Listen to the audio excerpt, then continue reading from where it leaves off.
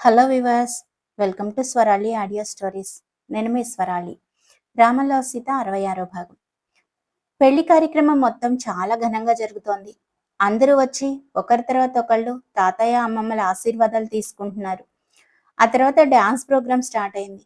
ఒక్కొక్కళ్ళు జంటలు జంటలుగా స్టేజి మీదకి వచ్చి డాన్స్ చేస్తున్నారు. భరత్ మాత్రం దూరంగా నిలబడి వాళ్ళందరినీ వీడియోలు తీస్తూ ఉన్నాడు. అంతలో లల్లి అతనికి దగ్గరికి వచ్చి, అన్నయ్య, నువ్వు కూడా డాన్స్ చేయొచ్చు కదా అని అడిగింది. హా, మనం సింగిల్ గళ్ళం కదా, నాతో డాన్స్ చేయడానికి ఏ అమ్మాయి నాకు సరిగా నచ్చడం లేదే.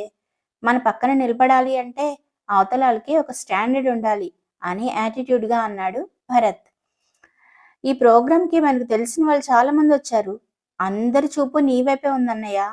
వాళ్ళల్లో ఎవరో ఒకరిని నువ్వు కూడా సెలెక్ట్ చేసుకోవచ్చు కదా అని మానస వైపు చూపిస్తూ కావాలని అన్నది లల్లి. హలో హలో, కాస్త బ్రేకులు వెయ్యి. ఇక్కడికి వచ్చిన ఒక్క అమ్మాయి అన్నా సక్రమంగా ఉందా?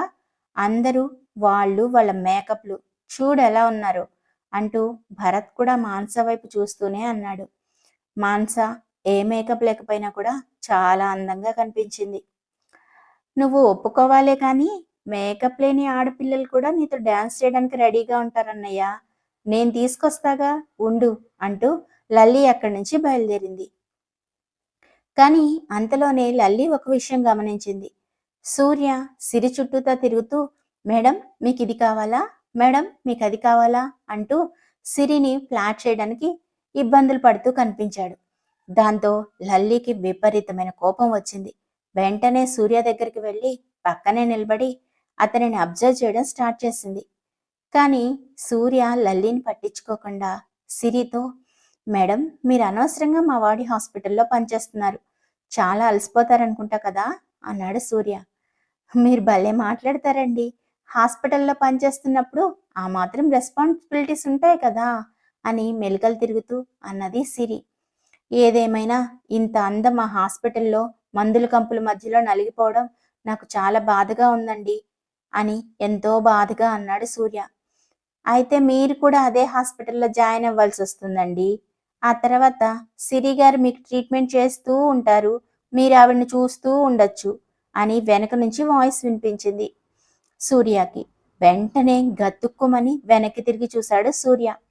అక్కడ లల్లి కనపడేసరికి ఒక్కసారిగా షాక్ అయ్యాడు. అంటే లల్లి అది పాపం ఈవిడ అంటూ ఏదో మాట్లాడుతున్నంతలోనే మర్యాదగా అమ్మాయిని సిస్టర్ అని పిలువు అని వేలు పెట్టి చూపిస్తూ అన్నది లల్లి. ఏ పిచ్చా నీకు, నీకు సిస్టర్ అయితే నువ్వే పిలవచ్చు కదా, చూడండి మా లల్లికి మీరు సిస్టర్లా ఉన్నారట అని కావాలనే లల్లిని రెచ్చగొట్టడానికి మాట్లాడాడు సూర్య. లల్లి సూర్య వైపు కోపంగా చూడగానే, అదే అదే సిస్టర్, నాకు సిస్టర్లా ఉన్నారు అని చెప్తున్నాను. నాకు భారతదేశంలో ఉన్న ఆడవాళ్ళందరూ నాకు కాబోయే భార్య తప్ప అందరూ సిస్టర్స్, సరేనా అని లల్లి వైపు కోపంగా చూసి అక్కడి నుంచి వెళ్ళిపోయాడు సూర్య. సూర్య వెళ్ళిన తర్వాత లల్లి తనలో తనే నవ్వుకుంటూ మానస వైపు తిరిగి, అక్కడ మా అన్నయ్య డాన్స్ వేసే పార్ట్నర్ కోసం చూస్తున్నాడు, సరదాగా మీరు కంపెనీ ఇవ్వచ్చు కదా అని మానసాని అడిగింది లల్లి. గుడ్ ఐడియా, మా మానసాకి డాన్స్ బాగా వచ్చు, తను డాన్స్లో చాలా టాలెంట్ తెలుసా అంటూ సిరి నోరు జారింది. వెంటనే మానస సిరి కాలు మీద తన కాలు వేసి గట్టిగా తొక్కింది. దాంతో సిరి కెవ్వుమని అరిచింది. ఆమె ఎందుకలా అరిచిందో ఫస్ట్ లల్లికి అర్థం కాలేదు. కానీ ఆ తర్వాత అది మానస పని అని అర్థమైంది. ఇక ఆ తర్వాత మానసకి మాట్లాడే ఛాన్స్ ఇవ్వకుండా ఆమె చెయ్యి పట్టుకొని స్టేజ్ మీదకి లాక్కొని వెళ్ళింది లల్లి.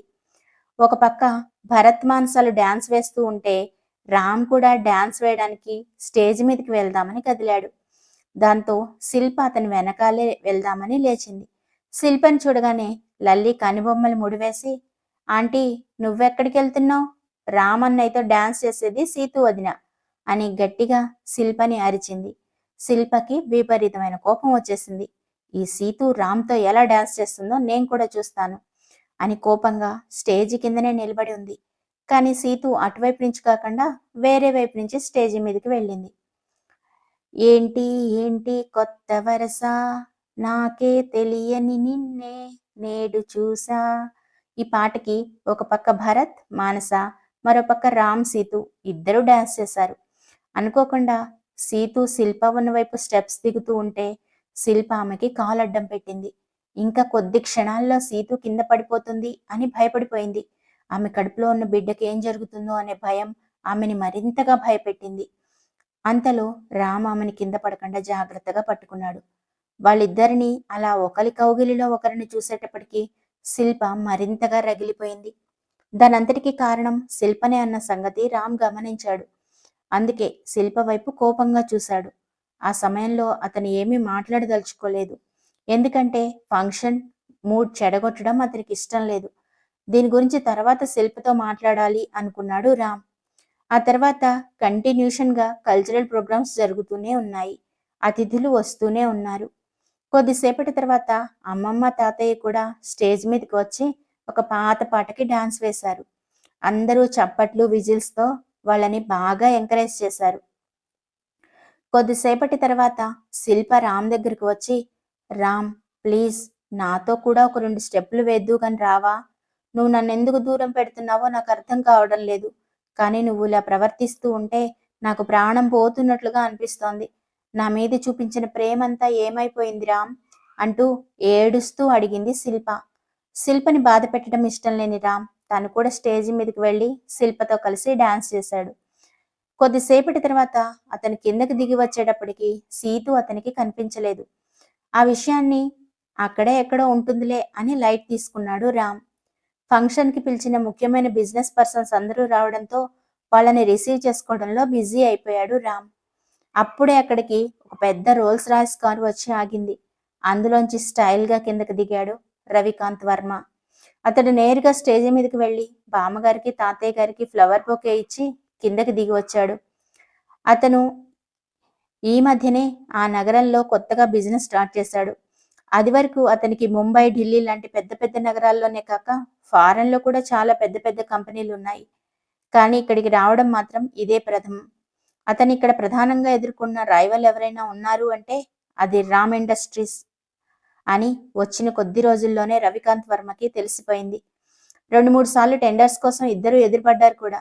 కాకపోతే ఇలా ఫ్యామిలీ ఫంక్షన్కి రావడం మాత్రం ఇదే ఫస్ట్ టైం. అతను నేరుగా వచ్చి రామ్తో 2 మాటలు మాట్లాడి అక్కడే ఉన్న చైర్లో కూర్చున్నాడు. రామ్కి మాత్రం అతనిని చూస్తే ఎందుకో చాలా చిరాకుగా అనిపించింది. ఏదో జన్మజన్మల శత్రుత్వం ఉన్నట్లుగా ఫీల్ అయ్యాడు రామ్. కొద్దిసేపటి తర్వాత రవికాంత్ వర్మ అతను కూర్చున్న ప్లేస్లో రామ్కి కనిపించలేదు. అక్కడే ఉన్న బిజినెస్ మ్యాగ్నెట్స్తో ఏమైనా మాట్లాడుతున్నాడేమో అని అనుకున్నాడు రామ్. మరోపక్క కమల తరఫున వచ్చిన బంధువులలో భరత్కి అన్నయ్య వరుస అయ్యే వరుణ్ భరత్ దగ్గరికి వచ్చాడు. ఏంటి బ్రదర్ ఇంత హడావిడిగా వస్తున్నావు, ఏంటి సంగతి, ఏమైనా కావాలా అని క్యాజువల్గా అడిగాడు భరత్. అవును బ్రో, ఒక అమ్మాయి నెంబర్ కావాలి అని డైరెక్ట్గా పాయింట్లోకి వచ్చేసాడు వరుణ్. ఇప్పుడు నువ్వేమన్నావు? వాట్ అని అర్థం కానట్టుగా మొహం పెట్టి అన్నాడు భరత్. అదే బ్రో, నేను చెప్పింది నువ్వు విన్నది కరెక్టే. మీ హాస్పిటల్లో వర్క్ చేస్తోందంట కదా ఆ అమ్మాయి మానస.